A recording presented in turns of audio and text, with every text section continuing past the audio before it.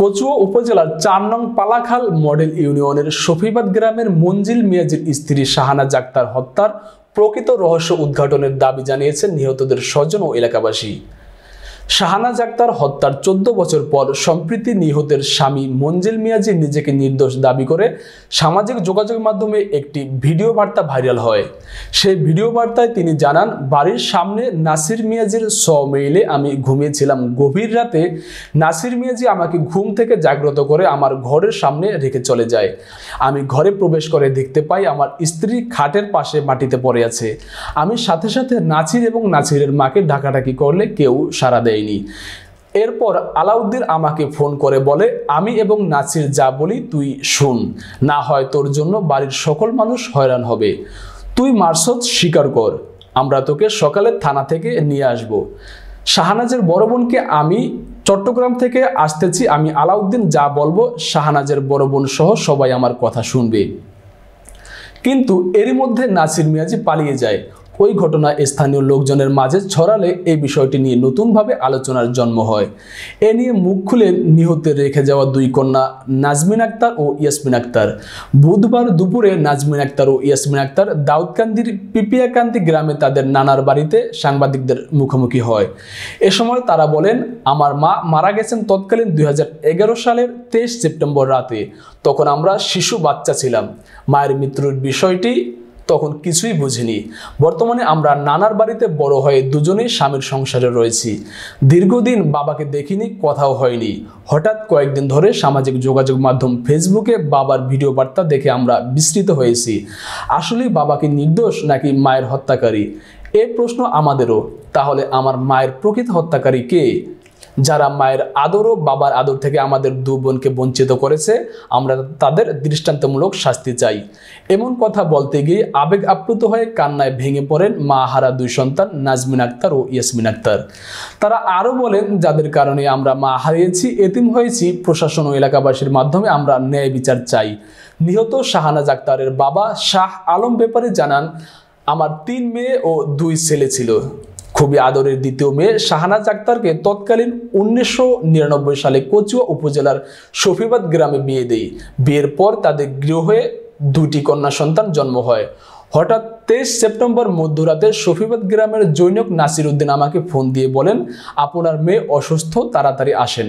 পরবর্তীতে কিছুক্ষণ পর আবারও নাসির উদ্দিন ফোন দিয়ে বলেন, আপনার মেয়ে মারা গেছে।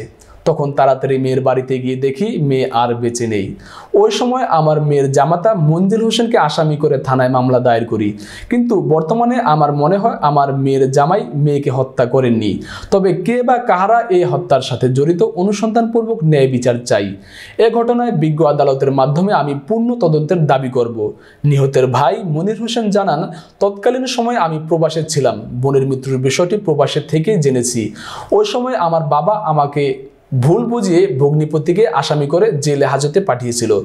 বর্তমানে আমার বোনের মৃত্যুর প্রকৃত রহস্য উদ্ঘাটন করতে প্রশাসন সহ সকলের সহযোগিতা চাই। আমার ভগ্নিপতি নির্দোষ হলে তাকে এই মামলা থেকে অব্যাহতি দেওয়া হোক এবং যারা জড়িত তাদের আইনের আওতায় আনার জোর দাবি জানাই। এদিকে কচুয়া উপজেলার শফিবাদ গ্রামের মঞ্জিল মিয়াজির স্ত্রী শাহানাজ আক্তারের মৃত্যুর প্রকৃত রহস্য খুঁজে বের করার জোর দাবি জানিয়েছেন এলাকাবাসী। আমার মাকে দীর্ঘ 15 বছর আগে হত্যা করা হয়েছে 2011 সালে। এখন 15 বছর হয়ে গেছে, কিন্তু আমার বাবা এখন একটা ভিডিওর মাধ্যমে একটা বার্তা পাঠাইছে যে উনি নাকি নির্দোষ। এখন আসলে কি উনি নির্দোষ নাকি কি আমরা জানি না। এখন এটা সত্য মানে প্রমাণ করতে চাই, সুষ্ঠু একটা বিচার চাই, কোনো বিচার চাই আর কি আদালতের কাছে। আমার বাবা মারছে না কে মারছে সেটা এখন আমরা জানি না। তখন ছিলাম আমরা ছোট, তখন আমার ছিল বয়স হয়েছে 7 বছর, আমার বোনের হয়েছে 11 বছর। এখন আমরা এটার বিচার চাই, কে মারছে বা কার। রুমের মধ্যে মঞ্জিল মিজি থাকে আর আমার বিয়ে থাকে। হ্যাঁ, তখন 2011 সালে তখন রাত 4টা বাজে সঙ্গে একটা ফোন আইলো, কে রে ফোন দিলি? তখন ফোন দিলাম আমি, কয় আমি নাসির মিজি। কি ভাই? কয় চাষির ভাতলা লাগে না, আমরা তাড়াতাড়ি আইয়েন। এত রাত্রে গাড়ি ভাই মুখো আমুখো। তখন রাখ ব্যবস্থা করতেছি। এরপরে পরে আবার ফোন দিল কি চাষি মারা গেছে। তখন সিকিউর আছে ইঞ্জি দিয়া 4-5 জন গেলাম। এরপরে গিয়ে দিই মারা, পশ্চিমিলা হিরেন দেয়া শরীরের উপরে আলাই আসছে, আগে আসিল মারিত, এরপরে মঞ্জিলে আইয়া তুলছে উফুরে মরা দীক্ষা। হ্যাঁ, আমরা বাইরে ছিলাম, এরপরে আমি বাইরেতে আসলাম, আইসা আমার বোনের জামা একটা ভিডিও ফেসবুকে দিল। ফেসবুকে দেওয়ার পরে আমিও দেখলাম, সে বলতেছে সে মারে না, তো কে মারছে আমরা এটা সুষ্ঠু তদন্ত চাই, পূর্ণাঙ্গ পূর্ণ তদন্ত চাইতেছি। আর কে মারলো আমরা এটা সুষ্ঠু বিচার চাই। যদি আমার বোনের জামাই মঞ্জুল যদি না মারে, তাহলে এটা কে মারছে এটা সুষ্ঠু আমরা।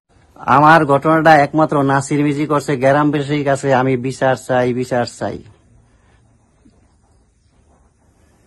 আল্লাহ পাক ভালো জানে, আমি যদি ঘটনা কইরা থাকি তাহলে আমার বিচার আল্লাহ পাক করবো। আর যদি যে করছে ঘটনাটা, একমাত্র আমি শিওর আল্লাহর কাছে যে ঘটনাটা করছে নাসির মিজি।